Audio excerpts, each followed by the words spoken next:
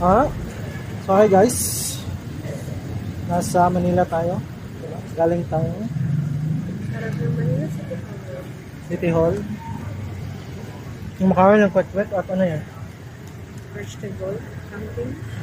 Mura lang 20. Ang kinain natin kanina doon? Oh my. 20 lang yun, no? Mura ng mga bilihin dito. Oh.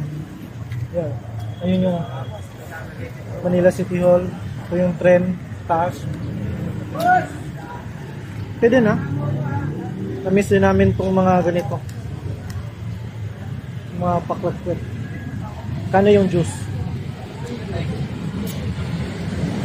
May cream. Oh.